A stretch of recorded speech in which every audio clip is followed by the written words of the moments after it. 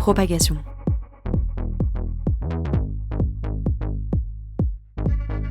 Le podcast qui décode la guerre informationnelle.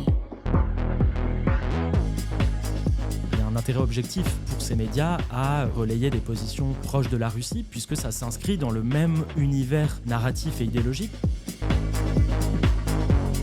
Bonjour à toutes et à tous et bienvenue pour ce nouvel épisode de Propagation. Je suis Guillaume Ledy et aujourd'hui on a décidé de replonger en profondeur du côté de la propagande made in Russia. Nos amis les Russes. Quel événement, selon vous, nous a donné envie de le faire ? Je vous laisse deviner avec un petit indice chez vous. Il est le ministre des Affaires étrangères de Russie depuis plus de 20 ans, l'un des plus proches conseillers de Vladimir Poutine et sans doute le deuxième homme le plus puissant de Russie. Il a accepté notre invitation. Sergueï Lavrov, bonsoir, merci d'être avec nous en direct de Moscou. Vous vous en rappelez, c'est encore un peu frais, le 26 mars 2026, un certain Sergueï Lavrov passe 10 minutes sur France 2 en duplex depuis Moscou face à Léa Salamé. Le lendemain, la polémique enfle, le ministre des Affaires étrangères lui-même parle de propagande déroulée tranquillement et s'occupe du contre-discours d'ailleurs, d'un contre-narratif. L'ambassadeur d'Ukraine évoque lui un fasciste ordinaire. La direction de France Télévisions se défend de son côté de toute complaisance. Mais si on pose la question autrement, pas est-ce que c'est France 2 qui a mal travaillé, mais pourquoi nos médias ne sont pas équipés pour ce type d'adversaire, on arrive à quelque chose peut-être de plus intéressant, en tout cas parfois même de plus inquiétant, puisque Sergueï Lavrov n'a pas menti grossièrement, on va le voir avec notre invité du jour, et il a fait ce qu'il fait depuis 20 ans, sur lequel, effectivement, des stratégies argumentatives sur lesquelles on va revenir. Donc, ce n'est pas de la désinformation au sens classique du terme, c'est plutôt une forme d'arsenalisation, d'une forme de relativisme, et c'est précisément pour ça que c'est difficile peut-être à déconstruire aussi en direct, dans le format d'un JT en plus, de façon lointaine. Mon invité d'aujourd'hui a consacré 10 ans à disséquer cette forme de communication, à disséquer l'appareil de propagande russe, et il est l'auteur notamment de l'enquête de référence sur Russia Today, publiée aux éditions de l'INA. Il vient de prendre la tête de la première chaire française dédiée aux stratégies d'influence et de contre-influence en contexte numérique. Ça se passe à l'INALCO, l'Institut national des langues et des civilisations orientales. Bonjour et bienvenue dans Propagation, Maxime Audinet. Bonjour. Alors, avant d'aller au fond des mécanismes, je voudrais qu'on parle de concret, de ce qui s'est passé quand même, revenir un peu au contexte. J'en ai mis un peu, mais de ce qui s'est passé le 26 mars. Et je le disais en intro, pas pour juger ni France Télévisions ni Léa Salamé, bien qu'il y aura peut-être 2-3 petites choses à dire, mais pour comprendre de quoi cet épisode est le symptôme, d'essayer d'aller un petit peu au-delà. Ce que vous avez fait d'ailleurs dans le cadre d'articles explicatifs du côté de Mediapart et de Libération. Peut-être qu'on citera également ces articles. Quand vous regardez cette interview, vous, dans sa longueur, avec votre casquette de chercheur, de quoi est-elle le symptôme et comment vous l'avez-vous ressenti déjà en tant que chercheur sur ces sujets, et peut-être ensuite de quoi est-elle le symptôme ? Oui, alors déjà, je pense que ce qui est intéressant, c'est de comprendre que l'une des caractéristiques de cette stratégie d'influence de la Russie, c'est aussi de pénétrer des écosystèmes locaux dans les pays ciblés, notamment des écosystèmes médiatiques et informationnels, pour pouvoir finalement diffuser des récits via finalement des intermédiaires, ce qui rend finalement le message peut-être beaucoup plus crédible auprès des audiences ciblées, et a fortiori quand on est dans des lieux aussi symboliques que peut l'être le journal télévisé du 20h sur le service public, qui est un petit peu la grand-messe finalement des médias français, et qui est par ailleurs le deuxième programme de télévision le plus regardé de France, avec des audiences entre 3 et 4 millions de téléspectateurs. Donc ça, de ce point de vue-là, c'est déjà une énorme réussite de pouvoir accéder à ce type de format. Donc c'est un succès, clairement, du côté russe. Pour moi, c'est même un des principaux succès de la propagande russe de ces dernières années, en France en tout cas. Ça, c'est une évidence. Ce qui m'amène au deuxième argument, qui est effectivement que ça révèle du côté français une forme de porosité finalement d'une partie du paysage médiatique, notamment d'ailleurs audiovisuel, à finalement cette propagande russe, à ces récits stratégiques diffusés par la Russie, pour des raisons qui peuvent d'ailleurs être très différentes, et peut-être qu'on aura l'occasion un petit peu de le développer. Dans le cas présent, ce qu'on a vu en fait assez rapidement à l'antenne, c'est un déséquilibre dans l'interview, qui révèle finalement un manque de dispositif en fait de contradiction et de contextualisation de qui parle, comment il parle et surtout de déconstruction finalement de ce qu'il nous dit à l'antenne. Alors ce dispositif, il pourrait être comme dans une notice bibliographique, typiquement quand on republie, je n'ai pas fait l'analogie en préparant l'émission et j'espère qu'elle ne va pas trop loin pour ce dont on parle, mais quand on republie Mein Kampf en France, on met des notices explicatives, historiques, on historicise la chose. Est-ce que pour un média, quand un média interviewe Sergueï Lavrov, il ne devrait pas, au moins en introduction, remettre un petit peu de contexte sur ce qui se passe notamment en Ukraine et ce pourquoi Sergueï Lavrov est content de prendre la parole au JT de France 2 par exemple? Alors si, voilà, absolument. C'est ce que... Alors, et d'ailleurs, il y a une certaine dose de contradiction. Il ne faut pas nier non plus qu'il y a eu des tentatives de cadrer un certain nombre de choses, mais elles sont, à mon sens, et surtout compte tenu du fonctionnement de cette influence et de cette propagande, ils sont très largement insuffisants. Et ce qui est clair, c'est qu'il y a un déséquilibre, il y a c'est clairement un trophée, en tout cas pour la propagande russe, de pouvoir accéder à ces espaces.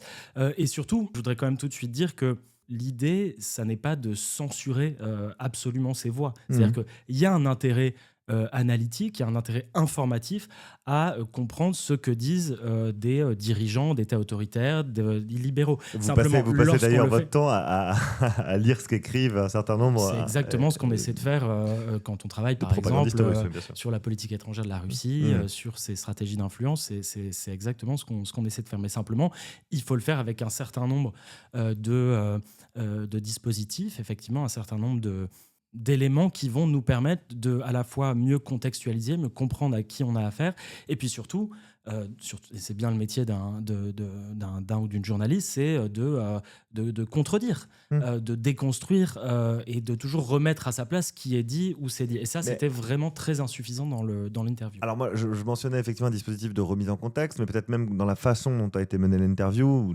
préparer peut-être quelque chose d'un petit peu plus du contradictoire, mené un peu plus frontalement peut-être, ou bien peut-être une déconstruction également post-interview. Qu'est-ce qui aurait dû être là qui ne l'a pas été? En fait, finalement, déjà, peut-être rappeler que ce qui semble s'être passé, de ce qui est sorti dans la presse, c'est qu'en fait, France Télévisions avait demandé à avoir une interview de Sergueï Lavrov depuis plusieurs mois, sans réponse. Et ce qui s'est passé, c'est que le cabinet de Sergueï Lavrov a finalement dit OK, simplement, avec l'idée de le faire immédiatement, dans la journée même ou le lendemain, on ne sait pas exactement, ce qui témoigne peut-être in fine d'un manque de préparation et du fait d'avoir primé finalement un coup médiatique, faire parler le ministre des Affaires étrangères de la Russie en ce moment, plutôt que de prendre le temps de mettre en place une vraie contradiction. Alors on aurait pu imaginer effectivement a posteriori, le lendemain, par exemple, un sujet dans le JT qui reviendrait sur cette interview pour justement mieux déconstruire, revenir sur certains aspects. On parlera peut-être du fait aussi que, d'une certaine manière, Léa Salamé a été aussi pris au piège parce qu'elle est face à un professionnel de la propagande, notamment sur ces jeux avec les oreillettes qui en fait, renversent finalement l'équilibre de l'interview et va faire que c'est Sergueï Lavrov qui va maîtriser ce tempo-là. Justement, juste pour celles et ceux qui n'ont pas vu l'interview, moi je l'ai écouté avant de la voir et les gens ensuite dans les commentaires disaient regardez, c'est le coup de l'oreillette, etc. N'étant pas coutumier du fait, je l'ai du coup regardé et effectivement, il nous fait le coup de l'oreillette à plusieurs reprises. Dès même le début, la première réponse, à la fin de l'extrait qu'on a écouté en intro, hop, tout de suite, il enlève son oreillette, Sergueï Lavrov. Qu'est-ce que ça veut dire? Il y a un truc sémiotique là-dessus, dans le geste d'enlever l'oreillette? Déjà, c'est une pratique qu'on voit souvent en Russie. Vladimir Poutine le fait lui-même. Et c'est une manière finalement de simplement, lorsqu'on est en l'occurrence ici dans une interview en duplex avec une traduction, puisque Léa Salamé pose ses questions en français et Sergueï Lavrov répond en russe, eh bien il va enlever son oreillette au moment de répondre, ce qui d'une certaine manière va lui permettre aussi de suggérer que c'est lui qui contrôle le moment où il va laisser en fait Léa Salamé, la journaliste en face, reposer une autre question. Mais ce qui empêche, ce qui existe dans n'importe quelle interview, une contradiction, le fait de rebondir sur un propos, le fait de venir immédiatement apporter une nuance ou un démenti, ce qui aurait pu être fait effectivement sur toute une série de sujets, par exemple au moment où Sergueï Lavrov reprend ce récit de propagande sur le massacre de Boutcha au début de l'invasion de l'Ukraine, où qu'il présente comme une mise en scène. Il aurait fallu effectivement immédiatement qu'il y ait une réponse que Léa Salamé, peut-être à son corps défendant, j'en sais rien, mais n'a pas pu faire justement à cause de cette oreillette. Ouais, qui est une tactique effectivement extrêmement efficace. Alors au-delà de cette tactique de mise en scène, j'allais dire matérielle, sur le fond, ce que vous posez, c'est que Sergueï Lavrov, que vous l'avez d'ailleurs dit à l'instant, est un professionnel aguerri en matière de propagande depuis plus de 20 ans. Qu'est-ce qui caractérise précisément, on ne va pas faire la biographie de Lavrov, si ça vous intéresse, vous pouvez aller sur Wikipédia, la fiche est très bien faite, je l'ai relu il n'y a pas longtemps. Qu'est-ce qui caractérise précisément sa rhétorique quelle est l'originalité en fait de ce personnage en particulier? Alors, rappelez quand même malgré tout que c'est un diplomate. Oui, c'est un diplomate.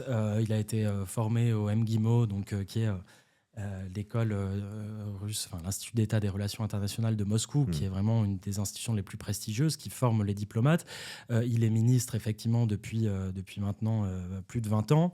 Il est l'une des figures aussi les plus emblématiques en fait du régime poutinien, même si, contrairement d'ailleurs à ce que dit Léa Salamé au tout début de l'interview, ce qui montre aussi peut-être un manque de contextualisation, Sergueï Lavrov n'est pas le deuxième personnage le plus puissant de Russie, Vous allez le vexer, Maxime. mais surtout aujourd'hui, on l'a bien vu d'ailleurs dans le cadre de la guerre en Ukraine, mais c'est une figure très visible. Et par ailleurs, c'est quelqu'un aussi dont la rhétorique a évolué. Au cours du temps, il avait peut-être une approche plus réaliste, comme on dit, y compris d'ailleurs en contexte russe, dans les années 2000 et 2010. Mais depuis 2014 et a fortiori depuis l'invasion de l'Ukraine, c'est un personnage qui non seulement a réussi, qui a réussi d'une certaine manière à coupler une rhétorique diplomatique très habile, très policée. C'est objectivement une figure qui a même, du point de vue sémantique, c'est quelqu'un qui parle très bien, qui maîtrise parfaitement... qui parle plusieurs langues d'ailleurs, dont le français. Qui parle plusieurs langues. Je pense notamment en contraste avec un autre personnage emblématique de l'influence russe qui était Yevgeny Prigojine, le fondateur de Wagner, qui lui avait une rhétorique beaucoup plus pugnace, beaucoup plus... martiale. Qui était celle aussi d'ailleurs des prisons, se parler des prisons qui étaient beaucoup plus un peu brutes de décoffrage.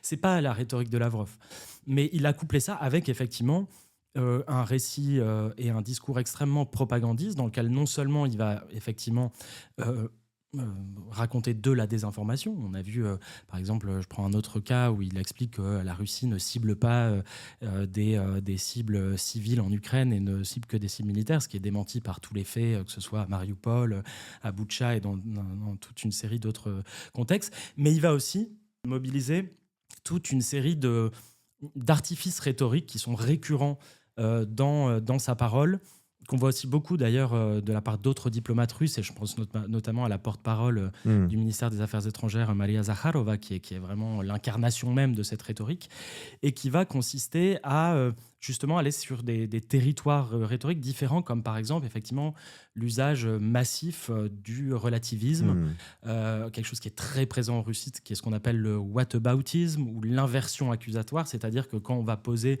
une question gênante ou d'ailleurs qui représente peut-être un intérêt stratégique pour la Russie, et on l'a vu d'ailleurs dans l'interview de Léa Salamé, et bien plutôt que de répondre sur le fond, de répondre sur ce sujet-là, et bien on va renvoyer l'interlocuteur à ses propres turpitudes, à ses propres défauts, et ce que fait très constamment la propagande russe, notamment par exemple en renvoyant à la guerre en Irak des États-Unis quand on les interroge sur la guerre en Ukraine, en renvoyant au précédent du Kosovo quand on parle de la Crimée, ou dans ce cas-là, et peut-être que c'est si on peut juste donner cet exemple-là pendant l'interview, moi je trouve que ça a été un peu le moment le plus frappant de cet entretien et probablement le plus manipulatoire d'ailleurs, c'est au moment où Lavrov fait une référence à Quentin de Ranc, donc le militant d'extrême droite et néo-nazi qui a été tué donc à Lyon par des militants d'extrême gauche. Alors on va peut-être, on prendra le temps de remettre l'extrait, effectivement, que nos auditrices et auditeurs puissent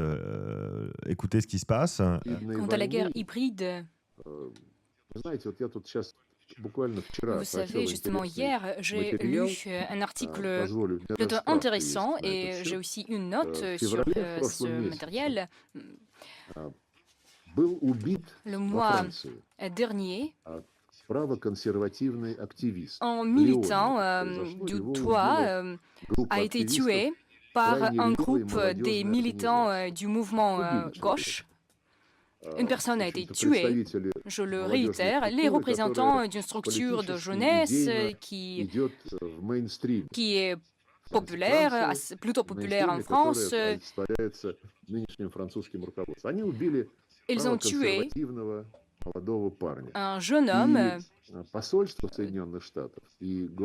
L'ambassade de la France et le département d'État ont publié les informations où ils avaient exhorté les responsables de prendre les responsabilités. Il a été dit que la violence de la part des radicaux de droit menace la sécurité. Votre ministre, M. Barrot, était fâché.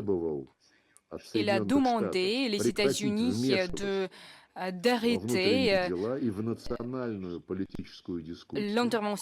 l'ingérence dans les affaires intérieures de la France. Il a dit que c'était inacceptable pour n'importe quel pays de s'ingérer dans les affaires intérieures et dans les discussions nationales politiques. Ce même mois, au mois de février, le ministère des Affaires étrangères de la France a publié plusieurs déclarations. Ils ont mentionné la mort d'Alexei Navalny et ils ont dit que la France accuse la Russie de sa mort. La France soutient tous ceux qui défendent audacieusement les droits fondamentaux, les libertés fondamentales. Une fois l'extrait écouté, Maxime Audinet, qu'est-ce que ça dit Eh bien, vous voyez justement, ce qui est intéressant, c'est que on voit que que Lavrov fait une comparaison entre Quentin Derenc et Alexeï Navalny, qui est donc, pour le rappeler rapidement, le principal opposant libéral à Vladimir Poutine, qui a été assassiné, on le sait bien maintenant, et qui représentait objectivement un vrai contre-pouvoir et une menace objective en fait à ce régime, notamment par toutes les enquêtes qui ont été menées par la Fondation anticorruption qui le dirigeait. Donc déjà, comparer Alexeï Navalny à Quentin Derenc, ça n'a absolument aucun rapport. Et puis surtout, c'est une manière justement là encore, de créer de la confusion. Et c'est là qu'il y a quelque chose de manipulatoire, parce qu'en fait, lorsque, par exemple, Lavrov va reprendre des récits propagandistes et des informations qui sont un peu, pour le coup, un peu grossiers, du genre Boutcha était une mise en scène, je pense que la plupart des gens ne sont pas dupes, en tout cas en France. En revanche, quand vous allez convoquer un exemple récent de l'actualité française, Quentin Derenc, on sait bien que c'est un événement qui a suscité une énorme polémique dans le contexte français. Et beaucoup d'émotions, ça montre qu'il y a non seulement d'ailleurs une capacité à bien connaître nos écosystèmes et ce qui s'est passé, mais à l'instrumentaliser et à l'intégrer en fait à un récit russe, en l'occurrence ici en le mettant en équivalence avec Navalny alors que ça n'a aucun rapport. Et là, ça peut susciter effectivement des effets cognitifs, des effets manipulatoires qui sont beaucoup plus importants. Et je pense que c'est effectivement extrêmement intéressant. On a parlé un tout petit peu en préparant l'émission. On en parlait aussi avec Laurent Cordonnier. Ça pose la question de comment on mesure effectivement les impacts de ce type d'éléments, mais surtout, et on en parlait, on va arrêter de faire du name dropping, mais avec Kevin Limonier, surtout ça prouve que la connaissance de l'actualité de ce qui se passe effectivement dans notre pays, jusqu'au effectivement ministère des Affaires étrangères russe, mais aussi la façon dont on peut l'utiliser pour créer encore plus de division et de confusion dans la société française. Est-ce que ce whataboutisme, ce confusionnisme, c'est des choses qui sont héritées de l'histoire? Vous êtes un spécialiste également de la Russie contemporaine, mais évidemment des liens avec l'ère soviétique. Est-ce que c'est des techniques qui étaient déjà employées à cette époque-là, ou est-ce qu'il y a des adaptations très contemporaines, puisque dans la dénomination de votre chaire, il y a numérique? Absolument. Cette rhétorique whataboutiste, elle était déjà très présente en fait à l'époque soviétique, notamment pour dénigrer l'Occident capitaliste, l'ennemi principal, comme on disait, qui était donc les États-Unis pendant la guerre froide. Il y avait même une terminologie en russe, on dit « Auvas Negrov linchut », pardon. Je ne vais pas traduire, mais en gros, c'est et chez vous, on lynche les Noirs ».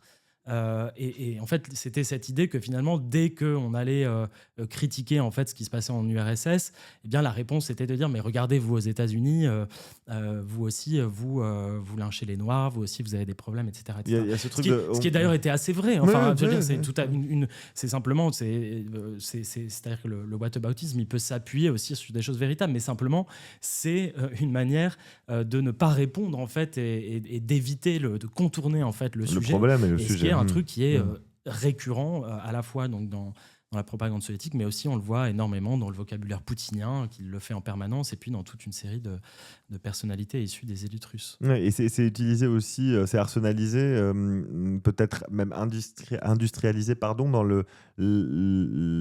comment dire, l'espace public numérique, ce type de procédé rhétorique également. Absolument. Par exemple, l'un des bons exemples, c'est justement ce qu'a fait la chaîne russe RT, Russia Today. Dans mon livre, je consacre un chapitre justement à cette utilisation du relativisme. Super intéressant d'ailleurs. À l'utilisation de cette chaîne, qui va être en fait une rhétorique qui va être adaptée en fait en fonction des pays ciblés. Et le fait même, ce qui est intéressant, c'est de voir que RT s'est présenté comme un média contre-hégémonique, comme un média alternatif qui va venir remettre en question une sorte d'univocité supposée des médias, ce qu'ils appellent les médias mainstream, qui diraient tous la même chose, qui propageraient tous là, entre guillemets, pensée unique. Et donc l'idée, c'est de dire, et d'ailleurs Ksenia Fiodorova, on va peut-être en reparler, qui est l'ancienne patronne de RT, désormais officiant sur CNews, toutes les semaines, continue à véhiculer cette rhétorique-là. Et ça, c'est extrêmement intéressant, parce que là encore, c'est un couplage entre cette rhétorique relativiste, qui peut fonctionner dans des contextes effectivement de post-vérité, de défiance vis-à-vis des médias, de défiance vis-à-vis des autorités, avec un discours propagandiste plus classique qui va chercher en fait à véhiculer aussi des positionnements idéologiques, des récits stratégiques qui, eux, visent objectivement à défendre les intérêts de la Russie. Donc on a un couplage entre ces deux aspects qui visent d'une part à semer le doute et la confusion, et sur ce terreau-là, propager des idées et des récits favorables aux intérêts de la Russie. Et c'est intéressant parce que quand on tire la comparaison avec ce qui se passe avec la seconde administration Trump, on est sur quelque chose de peut-être plus ancré dans l'histoire, notamment au niveau de la chaîne de commandement, j'allais dire, au Kremlin, mais on a une stratégie qui est quand même un petit peu plus réfléchie et qui s'appuie moins, et c'est là où je voulais vous emmener, Maxime Modinet, qui s'appuie moins sur le mensonge grossier et le côté, effectivement, la rhétorique un peu martiale. On est sur quelque chose de peut-être un petit peu plus subtil, légèrement plus subtil, sans pour autant, et on le disait avec Kevin Lemonnier, sans pour autant prêter trop de pouvoir et trop de puissance à ces ingénieurs du chaos qui dirigeraient tout depuis le Kremlin. Donc la propagande russe moderne ne repose pas sur des mensonges grossiers, si je vous comprends bien, mais sur des narratifs, comme on dit maintenant, des narrations sélectives. Qu'est-ce que ça change pour comprendre, pour appréhender le phénomène, et donc in fine, pour y résister? En fait, je pense qu'il y a les deux. C'est-à-dire qu'il y a effectivement des mensonges très grossiers, il y a de la désinformation, il y a des fake news qui sont propagées de manière permanente. Mon propos, c'est plutôt de dire qu'il ne faut pas uniquement observer cette partie-là, finalement, du spectre de l'influence informationnelle quand on travaille sur la Russie. Pourquoi ? Parce qu'en fait, c'est souvent quelque chose qui a été, la réflexion, en tout cas stratégique, politique, qui a pu être menée en Europe ces 10-15 dernières années sur la Russie, c'est pendant longtemps un petit peu concentré quasiment exclusivement sur cette question de la désinformation, c'est-à-dire de la propagation d'informations falsifiées. Mais si on s'intéresse au potentiel d'influence et de manipulation justement de cette stratégie d'influence et de propagande russe, il faut aussi regarder d'autres espaces. Et c'est là effectivement que moi, il me semble intéressant d'aller investir ce sujet de ce qu'on appelle les récits stratégiques dans la littérature académique, mais ou en tout cas voilà, cette matière narrative qui consiste finalement, là encore, à raconter des histoires, à mettre en récit ce que vous êtes, la manière dont vous vous concevez en tant que pays, quelle est votre identité, mais aussi comment vous observez l'ordre international, ses évolutions. Quelle est votre place dans cet ordre Quelle est votre international place, effectivement, dans cet ordre international? Qui sont les autres? Qui sont vos ennemis? Qui Créer sont de vos amis? l'altérité, ça marche toujours bien. Et en fait, on en revient à vraiment la base de ce qu'est une histoire. Avec, on crée des personnages, les méchants, les gentils. On crée une temporalité sélective. On va créer des liens de causalité entre des événements qui n'en ont pas forcément. Enfin, tout ce qui est véritablement un récit. Et ça, c'est quelque chose que la Russie, mais pas seulement, on le voit aussi énormément, par exemple, autour de Trump, ces acteurs mobilisent énormément ces formes narratives pour influencer à l'étranger. Et utiliser les récits, ça permet d'articuler effectivement aussi des idées, des valeurs. On sait que la Russie défend un positionnement conservateur et illibéral ou anti-progressiste quand elle s'adresse aux audiences européennes, va développer avec une très forte élasticité discursive et narrative un discours, par exemple, qui va être anti-impérialiste ou anti-colonial ou anti-néocolonial quand elle va s'adresser aux audiences latino-américaines, africaines, asiatiques.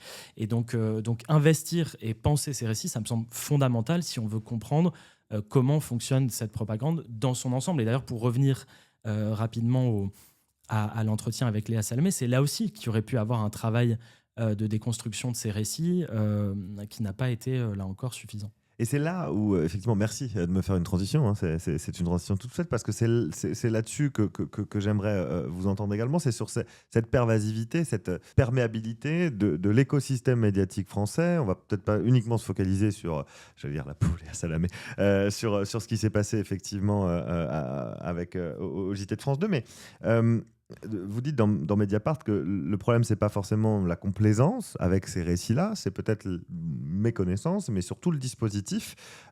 Et dans votre tribune à Libération, ou dans votre interview à Libération, vous identifiez 3 facteurs qui expliquent pourquoi certains médias relaient ces récits propagandistes. Quand je parle de médias, je parle de médias installés, hein, pas forcément de médias alternatifs. Eux, ils se débrouillent très bien quand il s'agit pour certains d'entre eux en tout cas, de diffuser la propagande russe telle qu'elle. C'est quoi ces 3 facteurs et puis surtout, est-ce qu'il y en a un qui est plus sous-estimé que les autres? Mais déjà, dites-nous les 3 facteurs. Tout à fait. Alors, juste pour préciser, dans cette tribune, c'est une tribune qu'on a écrite avec une vingtaine de collègues spécialistes de la Russie et de l'Ukraine à la suite de la venue de Alexandre Douguine, qui est donc un philosophe d'extrême droite radical, voire fasciste ou néo-fasciste, en tout cas néo-raciste comme lui se qualifie, sur France Culture. Hein, c'est très...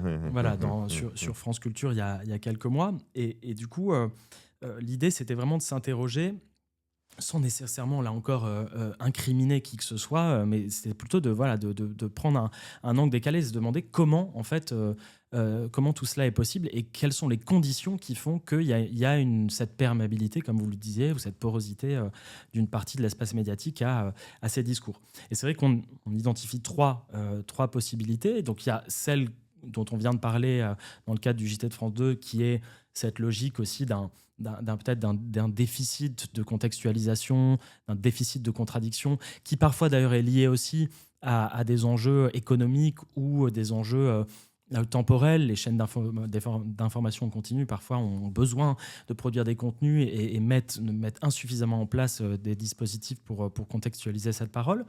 Ça peut être aussi tout simplement en fait des convergences politiques et idéologiques entre les positions que défend la Russie et les positions défendues par un certain nombre de médias. Et là, je pense évidemment aux médias de l'écosystème Bolloré, CNews, le JDD, où en fait, il y a un objectif, il y a un intérêt objectif pour ces médias à aussi relayer des positions proches de la Russie, puisque ça s'inscrit dans le même univers narratif et idéologique, même si c'est pas exactement pareil, qui est globalement un projet conservateur, réactionnaire, d'extrême droite, parfois eurosceptique aussi. Et là, il y a des convergences qui existent avec la Russie. Et là, je pense...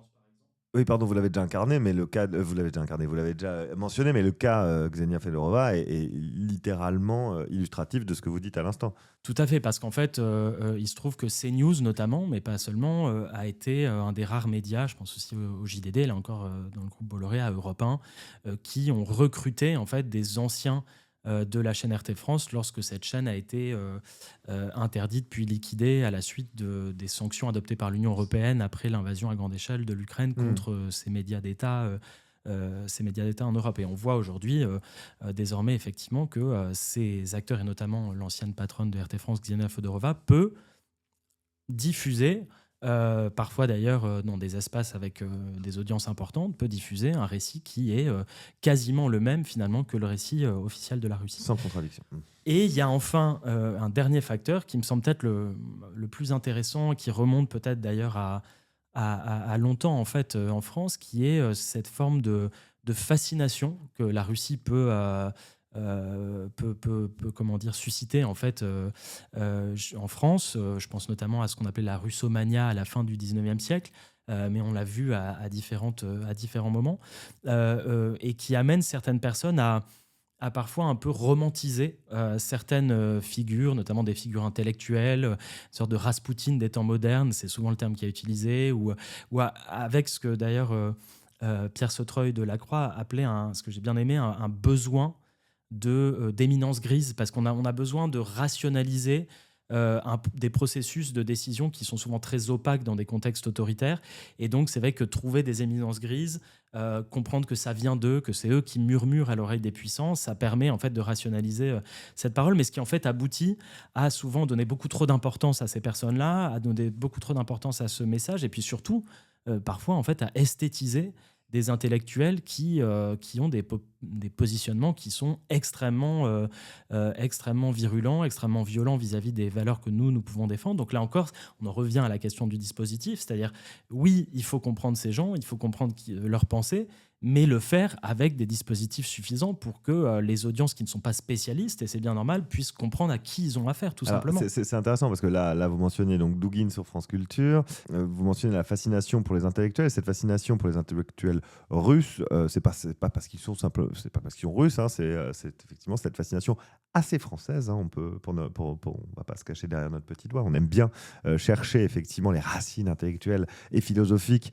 d'un certain nombre d'actions pour les post-rationaliser ou les inscrire dans une histoire de la pensée qui ne progresse, à mon sens, mais c'est ma petite opinion, plus grandement ces dernières années, et à les rattacher à des courants de pensée qui sont pas forcément, dont eux-mêmes n'ont pas forcément conscience. Je sais pas pour Douguine, je suis un petit peu plus familier du cas Curtis Yarvin, et je souhaitais justement faire le lien entre les deux, la comparaison entre Curtis Yarvin du côté MAGA et Douguine dans la sphère poutinienne. Et je fais le rapprochement par rapport à ce que vous dites, pas juste parce que ça me fait plaisir, mais aussi parce que Curtis Yarvin a été interviewé dans une autre émission de France Culture, la matinale pour ne pas la nommer, avec un dispositif cette fois-ci qui pourrait peut-être servir d'exemple à ce dont on parle ce dont on parlait en début d'entretien. Donc, peut-être dites-nous ce qui s'est passé quand on a interviewé Curtis Yarvin sur France Culture. Curtis Yarvin qui est l'une des soi-disant éminences grises d'une partie de la sphère MAGA. Oui, tout à fait. Et je crois que on a un très bon exemple. Et là encore, moi, ça m'intéresse de voir. Je pense que la question des dispositifs, c'est une question de jauge. C'est assez complexe. C'est pas noir ou blanc, etc. Et donc, il y a des expériences journalistiques qui sont faites et c'est intéressant de les observer, de les comparer. Je pense que notamment sur Curtis Yarvin, il y avait aussi eu un précédent qui avait créé beaucoup de discussions, qui était une interview de Curtis Yarvin dans Le Grand Continent, il y a maintenant un peu plus d'un an, je crois, qui avait créé une certaine polémique. Moi, je ne suis pas du tout spécialiste de sa pensée, mais parce que justement, il y avait eu un manque probablement de contradiction. Et là, ce qu'on a vu, et d'ailleurs Le Grand Continent crée des dispositifs de contradiction sur d'autres acteurs, et peut-être que d'ailleurs c'est une réaction à ça, j'en sais rien. Mais ce qu'on a vu effectivement récemment, c'est donc une interview où Guillaume Erner préenregistre une interview avec Curtis Yarvin et ensuite va diffuser des segments finalement de cette interview de 1 à 2 minutes qui vont être immédiatement discutés par l'intervenant en plateau qui est Arnaud Miranda, qui a soutenu sa thèse, qui a publié un livre chez Gallimard sur le les sujet. Lumières sombres, qui est un spécialiste de la pensée d'Yarvin et qui va immédiatement justement venir contextualiser, déconstruire, etc., etc. Et c'est vrai que d'un point de vue extérieur, ça donne, à mon avis, un résultat beaucoup plus satisfaisant pour un auditeur qui, comme moi, par exemple, dans ce cas-là, ne connaît très mal cette pensée et qui permet de la remettre au bon endroit. Donc ça, je pense que c'est un bon exemple qui nous permettrait de penser ce phénomène, sachant qu'il y a eu aussi des précédents s'agissant de la Russie. Il y a eu des contextes journalistiques où ça s'est bien passé. si je peux juste donner un exemple, par Allez-y, exemple, Maxime, je trouve que on a le temps. le travail remarquable vraiment du correspondant de la BBC à Moscou, Steve Rosenberg, qui est basé en Russie, qui parle très bien russe, qui connaît parfaitement en fait les courants idéologiques et politiques qui se passent en Russie. Mais c'est quelqu'un qui est capable, par exemple, quand il a interviewé, je pense notamment, alors c'est pas russe, c'est bélarusse, il a interrogé le président Loukachenko bélarusse, et l'interview est vraiment mémorable. J'invite vos auditeurs à le regarder, parce qu'il arrive, parce qu'il connaît très bien, il sait à qui il a affaire, il est face au président Loukachenko, qui est quand même quelqu'un d'assez impressionnant et qui sait qui est aussi très, Qui très joue bon sur les mêmes manipulateur, procédés rhétoriques. qui joue sur les mêmes procédés rhétoriques exactement que ce qu'on entend en Russie. Et bien, il arrive à le coincer, en fait, en lui posant des questions. Et c'est vrai qu'in fine, il met Loukachenko dans un état de colère. Je crois que je me demande même si l'interview ne s'arrête pas, mais en tout cas, il arrive à révéler en fait un malaise et à révéler une contradiction. Et ça, je crois que c'est un très bon exemple. À déstabiliser des figures de pouvoir aussi importantes que... Exactement, et in fine, peut-être à démystifier aussi et à révéler peut-être l'absurdité aussi de cette propagande et de ce discours de désinformation qui peut être véhiculé par ces acteurs. Alors, pour revenir à notre, j'allais dire, petit champ français, qui n'est pas si petit que ça, puisque pour rappel, alors vous le savez maintenant, celles et ceux qui écoutent Propagation, on le répète à l'envi, mais la France est quand même deuxième sur l'indigne podium des pays les plus soumis aux attaques de désinformation venant de la Russie après l'Ukraine. On a quand même, nous, construit un écosystème, je veux dire en France, je ne dis pas nous avec Propagation, mais en France, l'État a construit, la société civile a construit un écosystème de lutte contre justement ces ingérences étrangères, peut-être maintenant même contre ces narratifs, en tout cas on essaye, ces narratifs venant d'un côté, surtout de la Russie, et puis peut-être maintenant on commence à appréhender la sphère MAGA de ce côté-là. Comment vous expliquez, vous, que certains espaces médiatiques, et pas forcément, encore une fois, de façon militante, des espaces médiatiques qui se revendiquent d'une forme de neutralité journalistique ou d'objectivité journalistique, si tant est qu'elle existe, continuent de relayer ces discours, justement, sans les dispositifs dont on parle. C'est quoi le... Je pense qu'il y a une tension, en fait, qui est assez propre aux démocraties libérales, qui, en même temps, d'un côté, dans ce processus qu'on peut qualifier de sécurisation des influences étrangères qu'on a bien vu depuis à peu près maintenant 5 ou 6 ans en France. C'est-à-dire, alors c'est quoi ça, la sécurisation? C'est l'idée que finalement vous allez considérer un enjeu comme une question de sécurité dans les discours politiques et dans les politiques publiques qui vont être adoptées pour répondre à ce qu'on va considérer comme une menace. Les influences étrangères en tant que telles, c'est pas forcément une menace. Quand vous avez, j'en sais rien moi, la diffusion de la K-pop coréenne ou même du cinéma chinois ou du cinéma américain, etc., ça peut s'inscrire dans des logiques d'influence, de propagation de valeurs, de culture. C'est pas nécessairement perçu en tant que tel. Ce qui s'est passé, notamment à l'aune des ingérences de la Russie dans les élections américaines puis françaises en 2016-2017, c'est que cet enjeu est devenu un enjeu de sécurité. Après un moment de sidération, on a vu que, notamment en France, la France est un des meilleurs exemples en Europe, on a vu qu'un certain nombre de dispositifs normatifs, on se souvient de la loi contre les manipulations de l'information, d'un dispositif institutionnel, la création de Viginum, la création au sein du Quai d'Orsay et du ministère des Armées de départements, mais en tout cas de sous-directions qui vont traiter ce problème. On a vu que tout un dispositif, effectivement, a été mis en place pour riposter, donc dans une logique assez sécuritaire, à ce sujet. Et puis, dans le même temps, on a aussi cette question que nous sommes des régimes pluralistes, nous sommes des régimes ouverts, avec une liberté d'expression, où les idées circulent, les discours circulent. Et en soi, c'est peut-être un peu étonnant de le dire, mais la propagande, en tant que telle, n'est pas interdite dans des démocraties libérales, sauf si, effectivement, elle va sur des terrains, elle contrevient à des principes de base, comme par exemple le répandre de la haine, l'antisémitisme, le racisme, l'islamophobie, etc. L'homophobie, toute une certain nombre de choses qui empêchent ça. Mais en tant que tel, diffuser un récit propagandiste, ça n'est pas illégal. Et donc, c'est vrai il faut composer avec ces deux enjeux-là. Ça peut arriver, mais effectivement, on peut constater qu'il y a quand même un très grand paradoxe où Aujourd'hui, la France est l'un des meilleurs pays en Europe capable de détecter quasiment en temps réel une ingérence numérique étrangère qui va advenir, par exemple, en contexte électoral. Parfois, d'ailleurs, avec des ingérences qui, objectivement, ont des effets qui peuvent être souvent très limités. Parfois, il peut y avoir des effets importants, mais parfois, c'est très limité.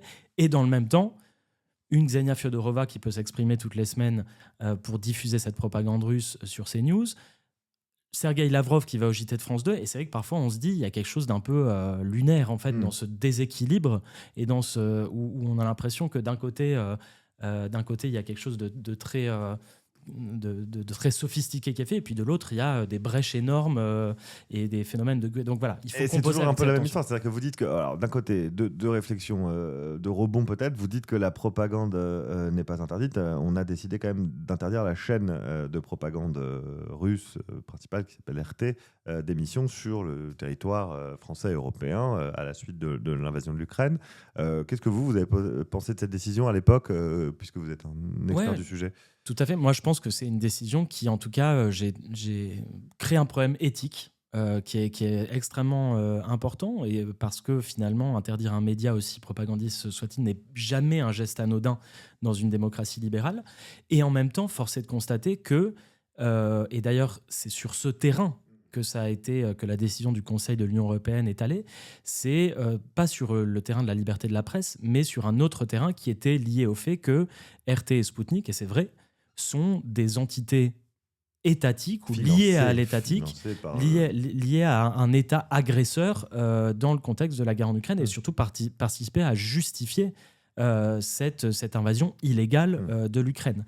Donc c'est sur un terrain beaucoup plus politique qu'on est allé, comme par exemple des diplomates, des hommes d'affaires, par exemple, des organisations russes ont été sanctionnés. C'est sur ce terrain que ça s'est fait, et pas sur une question de liberté d'expression ou de censure finalement de telle ou telle parole par rapport à une autre. Oui, et d'accord, effectivement. Donc, j'entends ce que vous dites. Ma deuxième réflexion était de me dire, c'est plus facile, effectivement, d'agir de façon aussi radicale sur ce qu'on appelle les manipulations de l'information étrangère, hein, les Foreign Information Manipulations and Interference, FIMI, parce qu'on adore les acronymes, que pour son équivalent domestique, donc les DIMI, hein, Domestic Information Manipulations and Interference, qui on pourrait qualifier la présence de Ksenia Fyodorova sur CNews de DIMI, donc d'une manipulation domestique, en tout cas qui se fait depuis le territoire français, sur une chaîne française. Ma question, c'est justement si ça pose un problème éthique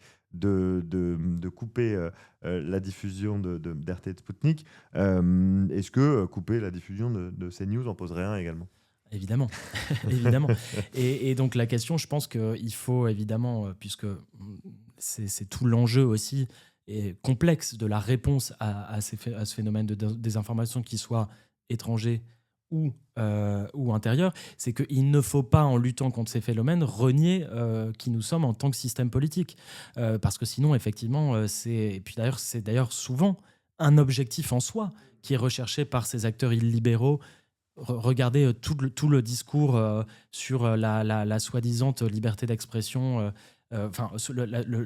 plutôt le soi-disant caractère liberticide de l'Union européenne, ce qui est dit en permanence par les libertariens outre-Atlantique qui disent que finalement nous n'avons pas de liberté d'expression en Europe. C'est de la censure. Voilà, et ce qui est un leurre ancien, d'ailleurs, je vous envoie aux travaux d'Alexis Lévrier qui a travaillé sur l'extrême droite dans les années 30, qui utilisait exactement cette même rhétorique. C'est un leurre de l'extrême droite, hein, de dire que finalement la liberté d'expression est menacée par finalement les forces progressistes en ignorant les élites mondialisées. En ignorant le fait que dans les démocraties libérales, la liberté d'expression, elle s'est toujours accompagnée, c'est consubstantiel, à un volet régulatoire. Il y a des limites à la liberté d'expression. On ne va pas sur certains autres terrains, et c'est tout à fait admis. C'est dans nos contrats sociaux, dans notre contrat social. C'est comme ça que ça se passe. Il y a des lois, il y a des régulateurs qui s'occupent de ça. Ça n'est en aucun cas des atteintes à la liberté d'expression en tant que telle. En revanche, ce qu'on observe, c'est que dès que ces acteurs soi-disant défenseurs de la liberté d'expression arrivent au pouvoir, méthodiquement, ils la déconstruisent dans les faits et on voit à quoi ça aboutit in fine. C'est pour ça que par ailleurs, le livre de Ksenia Fiodorova, publié chez Fayard, qui s'appelle Banni, liberté sous conditions, qui par ailleurs s'est très mal vendu d'après ce qu'on m'a dit, a quelque chose de complètement, là encore, assez absurde de la part de quelqu'un qui a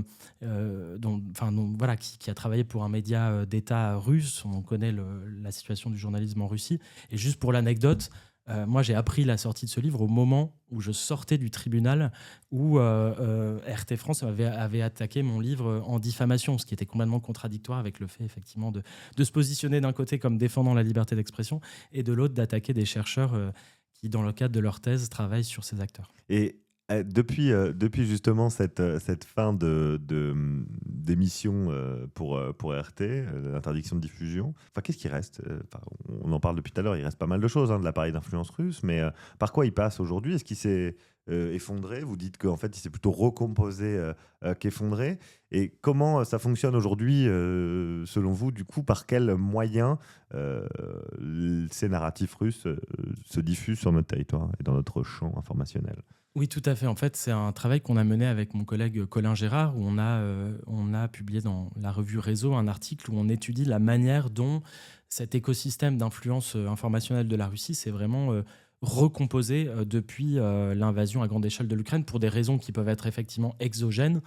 Par exemple, le fait que l'Union européenne interdise RT et Sputnik dans l'espace médiatique européen, mais aussi pour des raisons endogènes propres à la Russie, comme par exemple Yevgeny Prigojine qui meurt dans le crash de son avion, avec toute la question de que va devenir le dispositif de Fermatrol qu'on connaît bien, qu'il a mis en place. Et donc l'idée, c'était d'observer tout ce phénomène, et je ne vais pas tout détailler, mais l'un des principaux résultats qu'on essaie aussi de montrer, c'est ce qu'on qualifie de clandestinisation effectivement d'une partie des pratiques d'influence de la Russie. Et qu'est-ce qu'on entend par là? C'est qu'en fait, là, on a vu depuis 2022 que face à cette relative étanchéisation mais de l'espace informationnel européen, étant donné que ces acteurs ne pouvaient plus agir à ciel ouvert comme c'était le cas avant, on se souvient que RT France avait un bureau avec 170 personnes à Boulogne-Billancourt. Et des journalistes. Et des journalistes. Encartés, carte de presse, bien sûr. Eh bien, ils ont développé d'autres méthodes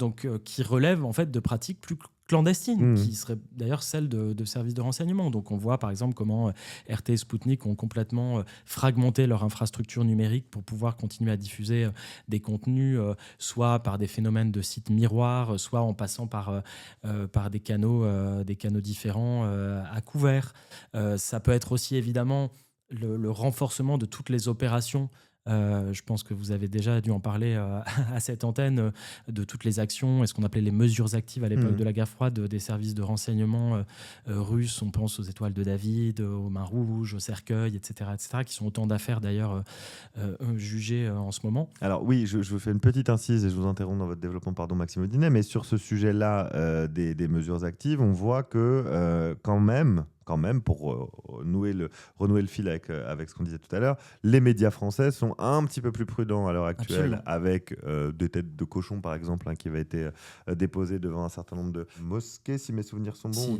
Des mosquées pour les têtes de cochon. Et encore il n'y a pas longtemps, il y a quelques jours, à l'heure où on enregistre le 14 avril, on a eu une tentative, alors on ne sait toujours pas à l'heure où on enregistre, mais du côté du mémorial pour les victimes des attentats du 13 novembre à Paris, on a eu des mains rouges qui ont été apposées sur ce mémorial-là, dégradé, et on en parle, mais avec une prudence toute nouvelle comparée au premier coup porté en termes de mesures actives sur le territoire français. Est-ce que donc, quand même, avec l'expérience, on peut progresser? Est-ce qu'on peut se dire qu'une telle interview, un tel tapis rouge déroulé à Lavrov, peut-être que ce serait plus refait comme ça, non ? Tout à fait. Moi, je suis plutôt d'ailleurs optimiste en général sur le sur le fait qu'une grande partie, non seulement du paysage médiatique, mais aussi des élites politiques et peut-être, espérons-le, de l'opinion, soient beaucoup plus conscients de l'enjeu que représentent ces ingérences informationnelles et de la menace objective aussi qu'elles peuvent peser, en particulier en contexte électoral. Et force est de constater, et tant mieux, que effectivement la première de ces opérations, celle des étoiles de David, a une énorme résonance, puisque effectivement des médias se sont rués sur ce sujet sans prendre le temps d'attendre de comprendre qui était derrière. Et on a vu au fur et à mesure que notamment du fait de certain nombre de réactions assez rapides, qu'il y avait beaucoup plus de prudence, qui montre qu'effectivement, il y a une adaptation. On peut se dire peut-être que cette interview de Lavrov est un peu une sorte de queue de comète, espérons-le en tout cas, qui fait qu'il y a encore quelques erreurs qui sont faites, mais on voit malgré tout, et sans doute que peut-être ça ne sera pas refait désormais, mais ce qui montre qu'il y a aussi un temps d'adaptation, et c'est bien normal pour saisir ces phénomènes. On l'espère en tout cas, parce que c'est vrai qu'on essaye de faire en sorte, chacun à notre tout petit niveau, auditrices et auditeurs, je sais que vous le faites aussi, de monter un petit peu en compétence et de faire monter en compétence les gens autour de nous sur ces sujets-là. Donc si on peut collectivement faire en sorte que ça ne se reproduise plus, du moins plus comme ça, et d'apporter notre pierre à l'édifice, allons-y gaiement. Alors malheureusement, voilà, on est un petit peu pris par le temps, Maxime Odinet, mais j'aimerais quand même voir avec vous quelque chose qui nous importe et nous obsède un peu chez Propagation, et qui est intéressant dans la dénomination de votre chaire à l'INALCO, parce qu'elle porte sur les stratégies d'influence et de contre-influence. À l'heure actuelle, en France, est-ce qu'on fait de la contre-influence ? Et si oui, est-ce qu'on s'en donne les moyens ? Alors, je pense qu'effectivement, ça revient à ce qu'on disait tout à l'heure sur cette approche sécuritaire et réactive, qui est celle qui domine en fait aujourd'hui, on va dire, le champ de la lutte informationnelle.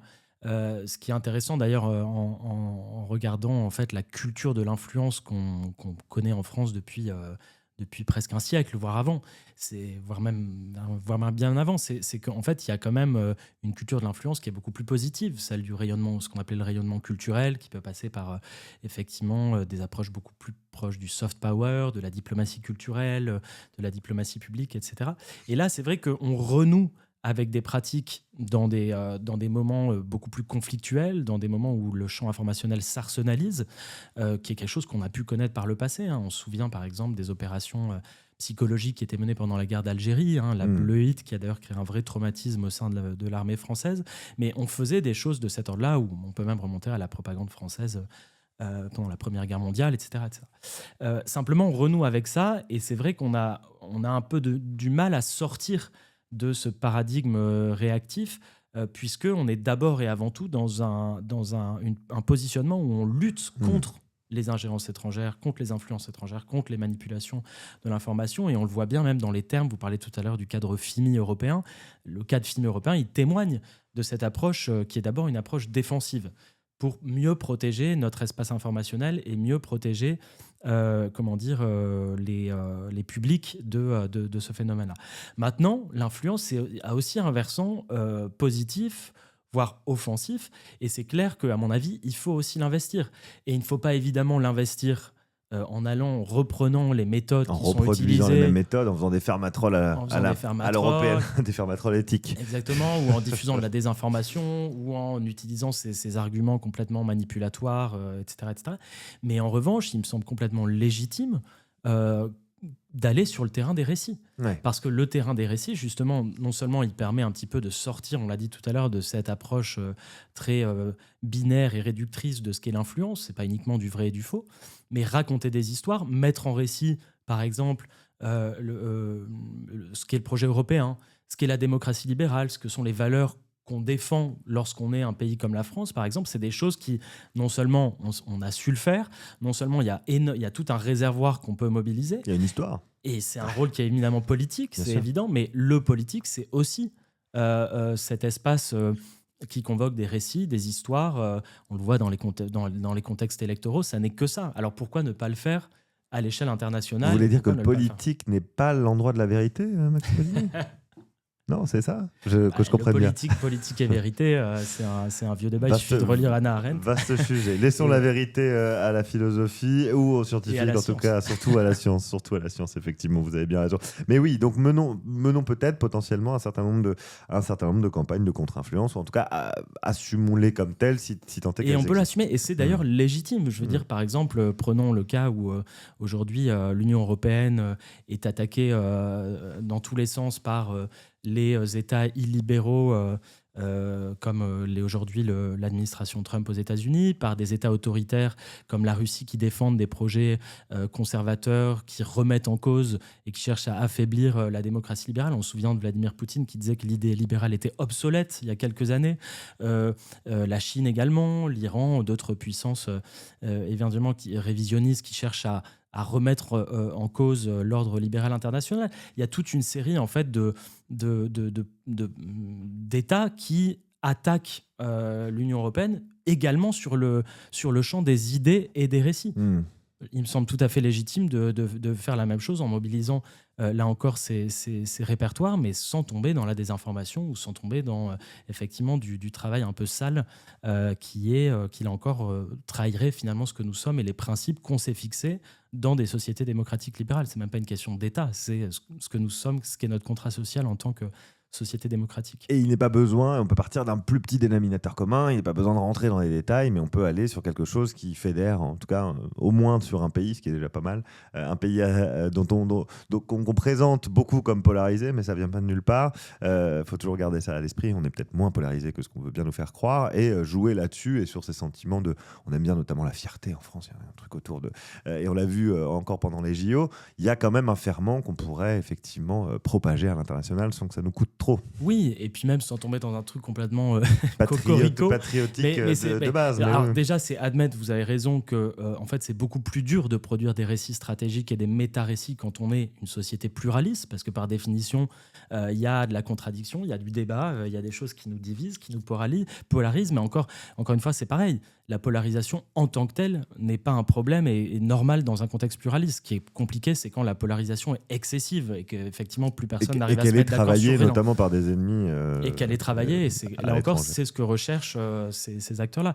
Mais dans des contextes autoritaires, certes, produire des récits, c'est plus facile parce que c'est beaucoup plus centralisé, c'est beaucoup plus étatisé, même si c'est pas forcément Poutine qui le fait et on sait bien que c'est beaucoup plus complexe, qu'on a tout un marché des idées aussi qui existe aussi dans des contextes autoritaires et notamment en Russie. Mais le fait est aussi que du coup, c'est des récits qui sont potentiellement moins légitimes, moins crédibles et surtout qui peuvent être déconstruits plus facilement que lorsque vous arrivez en tant que démocratie libérale à produire un récit avec un minimum de cohésion, même si c'est aussi des choix politiques. Je pense que le récit défendu par...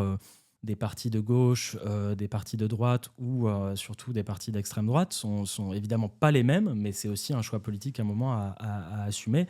Et on peut trouver, je pense que voilà, la plupart des gens sont capables de reconnaître que les valeurs démocratiques aujourd'hui, un certain nombre de valeurs progressistes sont préférables à des phénomènes beaucoup plus réactionnaires. Alors évidemment que tout le monde n'est pas d'accord avec ça, mais il faut aussi assumer à un moment un certain nombre de positions.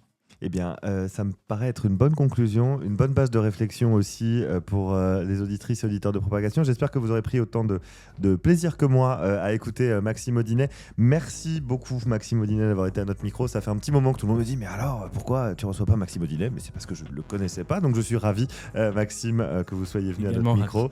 Et puis vous revenez quand vous voulez. J'espère que nous allons nous recroiser à l'avenir. En tout cas, auditrices et auditeurs, suivez. Où est-ce qu'on peut vous suivre d'ailleurs, Maxime Audinet? Je suis plus sur X, mais sur Blue Sky et sur LinkedIn. Et ben voilà. Tout simplement en venant à l'INALCO voir les activités qu'on fait au sein de cette chaire. Merci beaucoup. Merci à vous. Et quant à vous, auditrices et auditeurs, je vous le dis à chaque fois, hein, mais propagez Propagation au maximum si le cœur vous en dit. On est, nous, sur Instagram, sur TikTok, un peu sur Blue Sky, on essaye, mais bon, le temps est ce qu'il est. Et puis pas sur X, par choix, évidemment. Mais n'hésitez pas, évidemment, à vous abonner, à partager les épisodes qui vous plaisent le plus et puis surtout à parler de l'émission autour de vous. C'est très important pour vous, pour vous sans doute peut-être aussi, et ça nous fait très plaisir. Merci à toutes et tous. Rendez-vous dans 2 semaines. Propagation, un podcast produit par Justin Poncet d'Opsi.ai. Animation Guillaume Ledy. Réalisation Roman Munier. Générique Martin Commandeur. Graphisme, Gauthier Gevray. À la semaine prochaine.